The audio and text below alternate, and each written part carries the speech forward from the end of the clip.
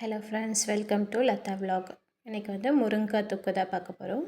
தேவையான பொருட்கள் வந்து தக்காளி, வெங்காயம், ஒரு வெங்காயம், ஒரு தக்காளி, கருவேப்பிலை, தனி மிளகாய் தூள் எடுத்திருக்கேன், மஞ்சள், கலந்த மிளகாய் தூள். தாளிப்பு ரெடி பண்ணிக்கலாம். வெங்காயத்தை மிக்ஸ் பண்ணிக்கலாம் ஃப்ரெண்ட்ஸ். வெங்காயம் வந்து நல்லா ஒரு பொன்னிறமாக வர அளவுக்கு வறுத்துக்கலாம்.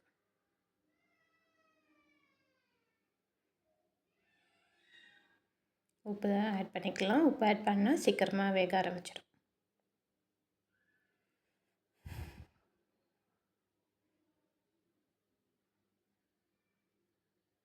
வெங்காயம் வெந்ததும் தக்காளி ஆட் பண்ணிக்கலாம்.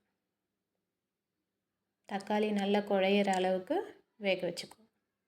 இது வந்து நம்ம சேனலில் வந்து எல்லாமே வந்து சிம்பிள் மெத்தடில் தான் பண்ணிகிட்ருக்கேன். பேச்சுலர்ஸ் கூட இந்த டிஷ்ஷஸை ட்ரை பண்ணிடலாம். மஞ்சள் தூள் போட்டுக்கிட்டேன், கலந்த மிளகாய் தூள் 1 ஸ்பூன்,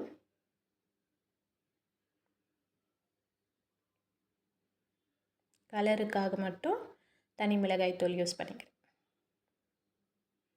நல்லா மிக்ஸ் பண்ணிக்கோங்க. பச்சை வாசனை போகிற வரைக்கும் நல்லா வதக்கி விட்டுக்கோங்க.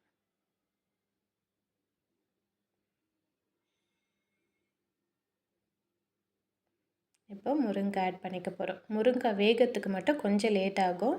அதனால் தண்ணி ஊற்றாமல் கொஞ்சம் நல்லா வதக்கி விட்டுக்கோங்க. அந்த மசாலாலாம் முருங்கைக்காயில் இறங்கணும். அதனால் நல்லா வதக்கி விட்டுக்கோங்க. ஒரு 5 மினிட்ஸ் அளவு கூட நல்லா வதக்கிக்கோங்க, அடி பிடிக்காமல்.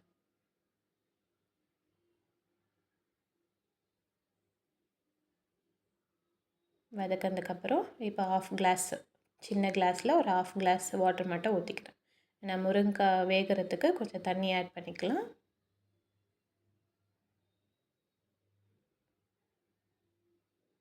பாருங்கள், நல்லா கொதிச்சிச்சு. இப்போ முருங்கைக்காவும் வெந்திருக்கு. ஸோ இந்த ஸ்டேஜில் வந்து நம்ம ஆஃப் பண்ணிக்கலாம்.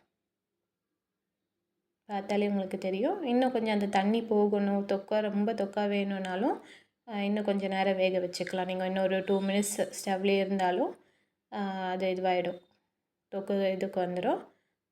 பாருங்கள், நல்லா வெந்து வந்திருக்கு பாருங்கள்.